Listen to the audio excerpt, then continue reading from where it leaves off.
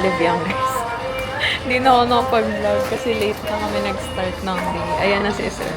Nauna siya magbayad. Ako yung next.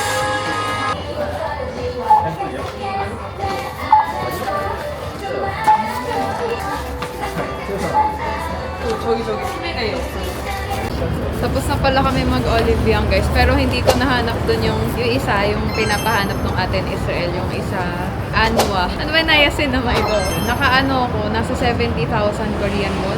50,000 Korean won, guys, is 1.9. So, nasa less than 3K. Huh? Less than 3K lang to? Less than 3K lang to? Sobrang dami ko nang nabili, guys. Oo, kasi yung binayaran namin kagabi sa kinainan namin via Gcash, 50,000 Korean won. Tapos 1.9 lang siya. Tara, guys.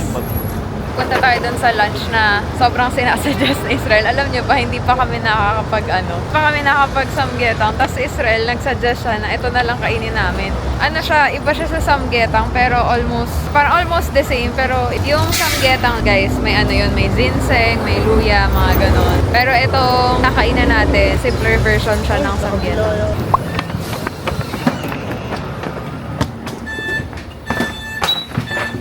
26 minutes away siya from Myeongdong. So, let's go. Ganito yung tsura ng buses nila, guys. Ang get-on nila doon sa harap. Tapos doon ka na magtatap ng T-money. Tapos pagbababa ka na, dito na siya sa gitna na door. Hindi ka pwede bumaba doon. Pa namin na-try, pero wala pa kami nakikitang doon bumababa sa harap. Laging dito. Tapos magtatap ka dyan. Either sa dalawa ngayon. Yung station before ka pababa, pwede ka na mag-tap para na-advise rin yung driver na may bababa sa next stop. Ganun. Yung itinerary pala natin today, guys. Hanggang pasalubong this morning. Tapos lunch. Then yung BTS dorm. Tapos after nun, punta na kami ng Han River. Magalaman tayo doon, guys. Tapos dinner na siguro. Tapos pack up na kasi mga 2 a.m. siguro kami alis or 1 a.m. So medyo maaga. Kailangan makauwi rin para makapagpahinga at uwi na tayo. Nakababa na kami ng station. Yan, lakad na tayo. 5-minute walk pa from the station.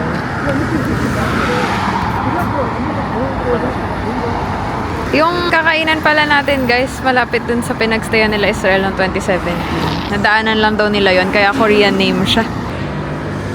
Goodbye, Seoul. I'm gonna miss you. Kahit nakapagod kayo na. Ito na yon, guys.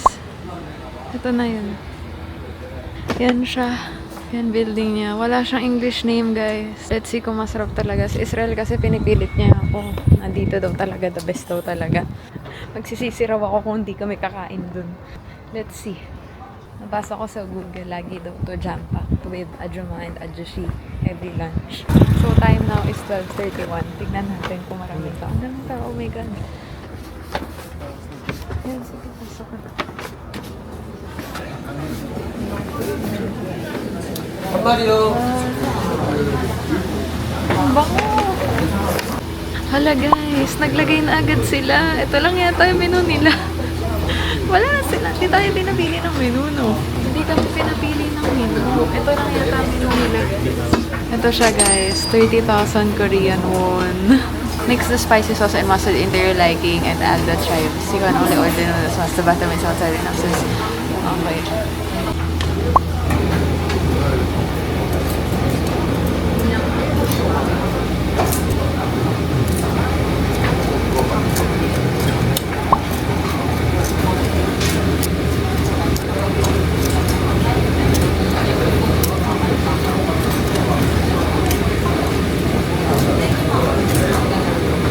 Ano pala to, guys, ulit? Yung menu lang nila dito na sinaserve is dakan mari.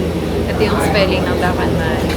Ano lang siya, ang main ingredient niya is salt, chicken, and water. Kaya tinatanong ko si Israel, paano naging mas masarap to sa samgyetang? Mahilig kasi ako sa luya. Pero sabi niya, masarap na. Let's see the lesser complex version of samgyetang. Ayan, kumukulo na, guys. Kanina, ginugupit-gupit. Literal, isang buong manok talaga siya, guys. So, ito yung spicy sauce and mustard na nasa instruction. Gusto ko to. Dahon-dahon. Alam niyo ba, guys, kung sino yung nag-entertain kina Israel noong 2017, pa rin daw ngayon yung naghihiwa ng chicken. So, sobrang galing yun. Tagal na talaga nila.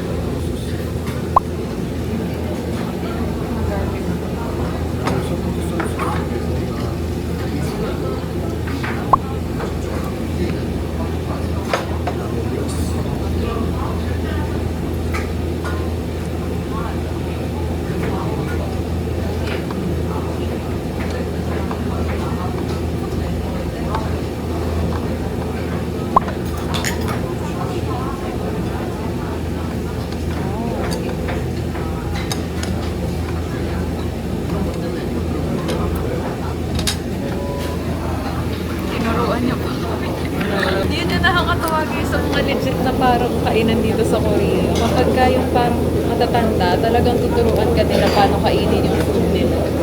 Ay, lasa nito. Ito yung ginawa niya for us. Parang soy sauce, tas may dahon-dahon. Ayun. Ha? Dinner niya?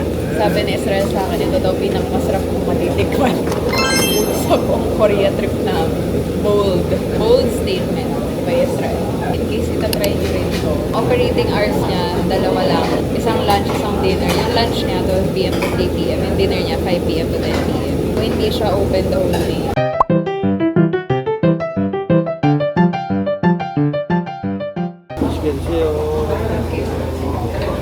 Tignan niyo, grabe.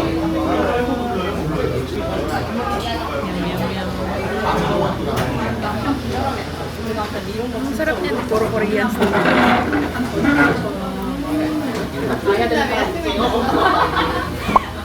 Ang sarap niya dito. Ako. Nagugupit nga niya yung buto eh. Nagugupit niya yung buto guys. Siguro malambot talaga. Kimchi. Ah, tissue lang. Masarap ng sabaw. Though mas masarap sana kung may luya. Kaso parang tinola na yung akalabasan pag gano'n. Pero ito, garlic lang. Ang sarap. Ang sarap. Walang rice.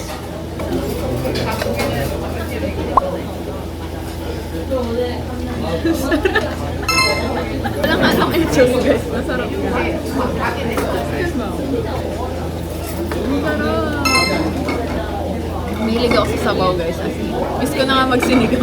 Sabi ko nung second night yata namin Israel. Sabi ko, gusto ko na ng sinigaw.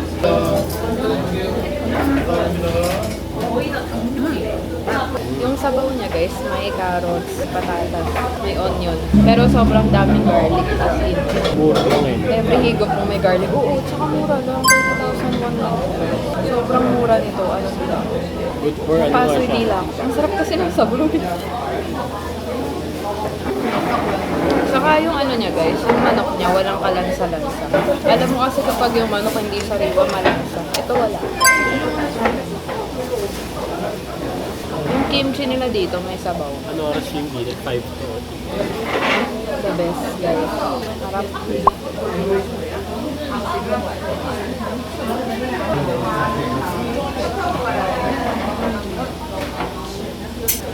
Walang rice, pero may mga patatas guys, malalaki. Saka tuloy-tuloy yung kulo niya guys, kaya hindi siya lalaki.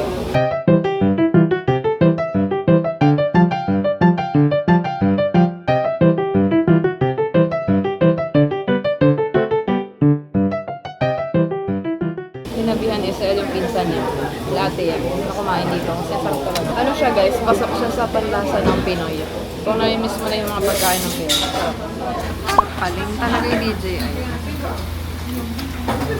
Progress check. Ayan na, naubos naming manok. Ayan na lang siya. Nakabusog kasi, nagpatatas ako. Siguro naka-4 na hiwa ako ng patatas. Favorite ko kasi yun.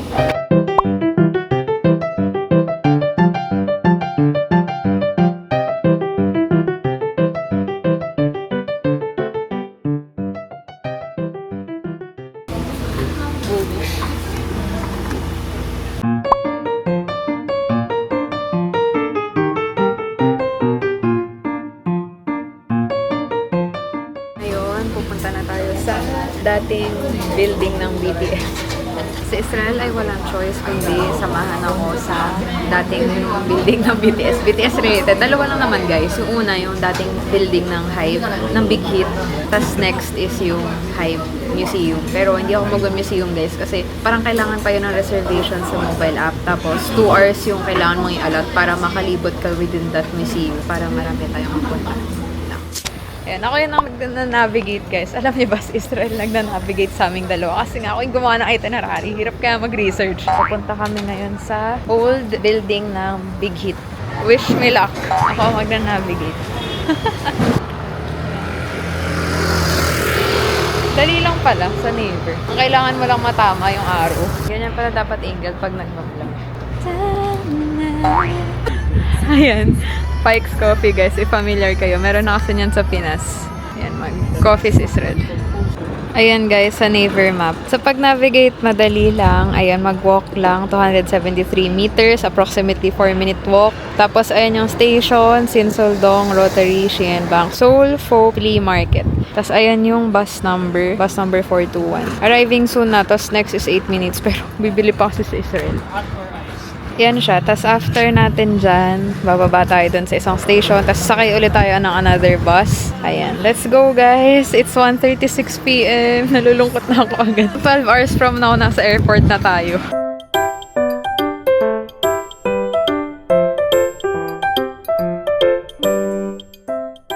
Taste test tayo guys. Pike's Coffee. Anong flavor yan, Bob? Original mix. Original mix. Masarap. Masarap nga, kakaiba. Alam nyo guys, for some reason, kakaiba yung lasa ng mga ano dito, mga kape. Parang sila yung mga kape na hindi mo pa siya natikman sa Pilipinas. Ganon lasa niya.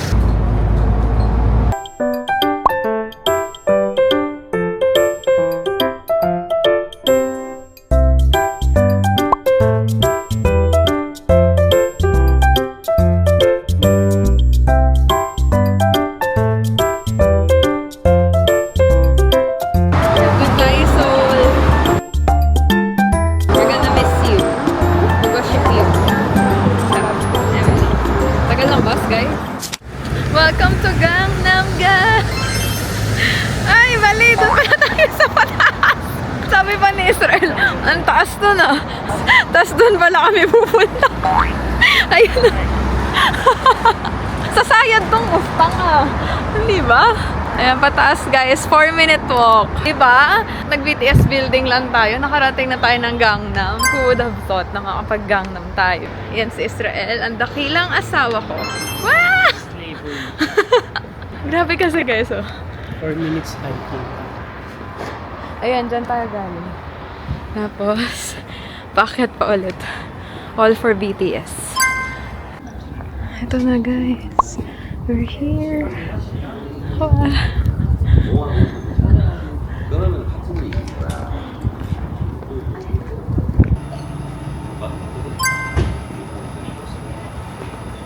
Muna picturean mo na.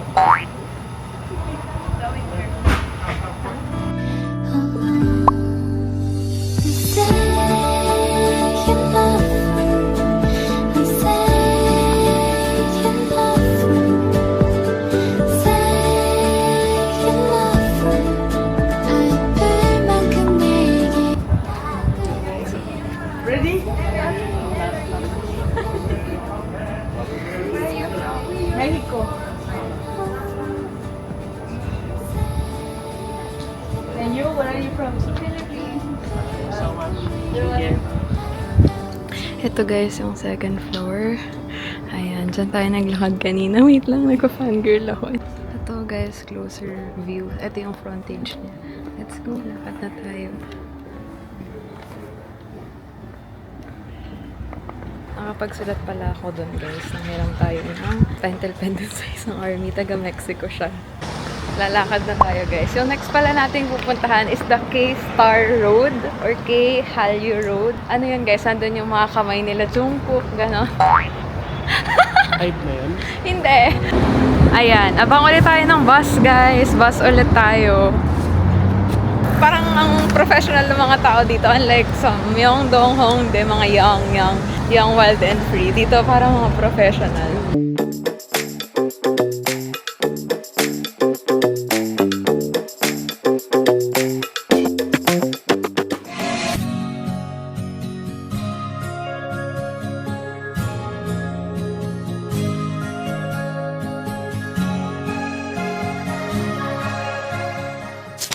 Ganda. Thank you.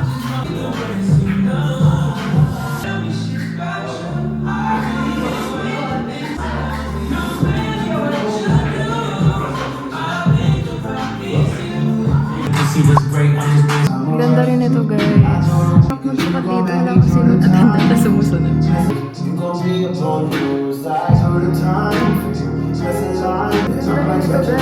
Guys, parang ito na, no?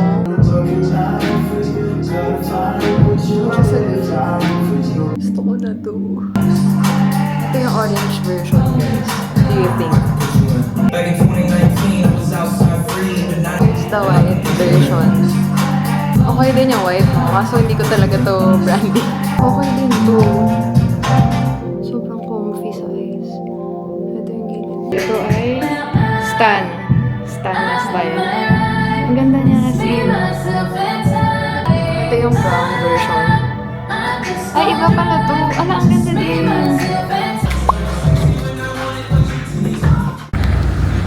Guys, oh, sobrang aesthetic ng Korean shops. Pinartner nila yung paint dun sa kulay ng puno. Galing mo. Tapos na pala kami guys sa Blue Elephants. Pinapahanap ko siya. Nilibre ko na siya ng isang skincare sa Olive Young. Nagpabili siya ng skincare. Hindi nag-skincare sa Israel. Kojic nga lang yung sabon yan.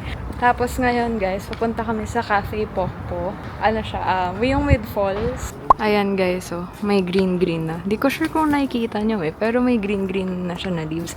Picture ka, babe!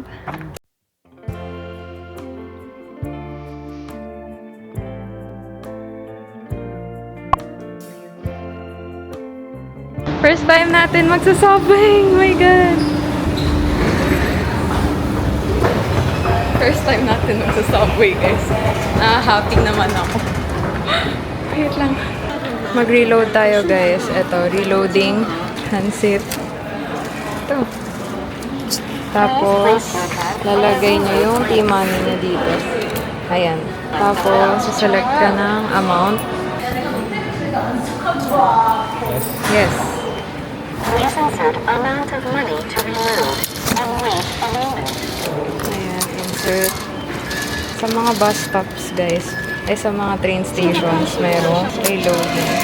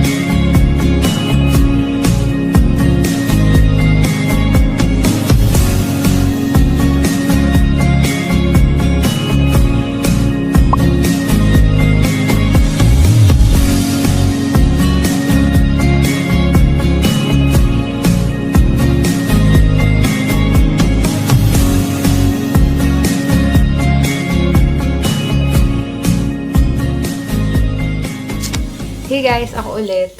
Hindi na kasi ako nakapag-vlog guys after natin sa K-Star Road. Nagpunta na kasi kami na ng Cafe Pokpo and ayun, nabanggit ko pala. Naalala ko, nabanggit ko na on the way tayo ng Cafe Pokpo. Pero hindi na ako nakapag-vlog kasi nagmamadali kami. Kasi nga, gusto sana namin mag-sunset sa Han River. Tapos yun, medyo traffic guys kasi rush hour din yun. Mga 6:30 ganun. So, sobrang traffic. And may spring festival sa mga parks ng Han River kasi isang buong grabe kahabaan. Puro cherry blossom. Sobrang ganda guys. Hanggang April 13. So, sobrang daming tao as in. Ayun, kaya ang dami rin sasakyan, kaya ang traffic. So, nakarating kami doon, palubog na talaga yung araw. So, ayun. Tas nag-ramen lang kami. Bumili kami ng isang ramen, isang cup noodles, isang set ng tinapay. Tas nag-coffee kami, saka gimbap. So, sobrang marirecommend ko yun, guys. Siguro if mahaba-haba kayo mag-stay sa Seoul, maglaan kayo ng isang araw na shopping day talaga. And then, yung afternoon nyo, spend nyo na sa Han River. Particularly sa Yeouido Hangang Park. Ang daming nagpipiknik, may mga nagbebenta ng blanket, may nagbebenta ng banig. So, ang daming Koreans na nagpipiknik doon, daming nagde-date, daming nagpa-family ng quality time. Sobrang dami. Tapos ang romantic kasi may river na, tapos sunset, tapos may city, tapos may grass, may cherry blossom. Sobrang ganda. Alam nyo, hindi ko pa sinasabi kay Israel, pero gusto ko na mag-book ulit ng flight dito sa South Korea by next year spring. Sobrang daming magagawa dito, guys. So, ayun. Hopefully, makabalik tayo dito, guys. And gusto ko rin bumalik ng Busan talaga. Siguro, gandang-ganda ako dito sa Seoul, pero yung Busan, ano siya, iba epekto niya sa akin. Ang ganda-ganda sa Busan. And ayun guys, yun lang. Sorry, hindi ko na kayo masyadong nabavlog ng maayos. Medyo nakalimutan ko na rin paano mag-travel vlog. Nasa ano na guys, 11 p.m. na. Mag-empake lang kami. Tapos, siguro magpapahinga kaunti. Tapos, 2 a.m. na sa Seoul Station na ulit tayo guys. Doon tayo mag-aantay ng late night bus papunta Incheon Airport Terminal 1. So, yung flight natin is at 8:30 a.m. pa. Pero, dapat nasa airport na tayo by 4 a.m. So, ayun lang guys. Gusto ko pa sanang i-haul yung mga nabili namin. Pero, sige, itry kong mag-haul guys. Sana mag-save pa rin kayo kahit mag-haul ako. Ayan guys. First is itong Blue Elephant shades. Ayan. Ito siya sa loob. Tapos, ito, yung kanyang casing. Ganda no? Kaso masyadong malaki. Ang litan ng mga bag ko lagi. And ito pala guys, yung design niya or yung style niya, The Garden. Ito siya guys. Wala pa kasi rin akong ganitong color. Laging all black kasi ako. Mahilig ako sa all black. Ayan. Sobrang ganda niya. Hindi ako nagsisisi na ito yung binili ko. Ano to? Nasa 49,900 Korean won. Wala pa siyang 2K guys. So, very sulit na. Typically kasi pag nag-ibang bansa ka, kung ka pa sa lubong, sa family, sa friends, sa yung sarili mo nakakalimutan mo. So, maganda to kasi every time magka-travel ka ulit, ito yung magagamit mo. Tapos mariremind ka sa Seoul or sa South Korea. Ayan. Kaya ito yung napili kong pasalubong for myself. Tax refund. So, itago natin yung receipt.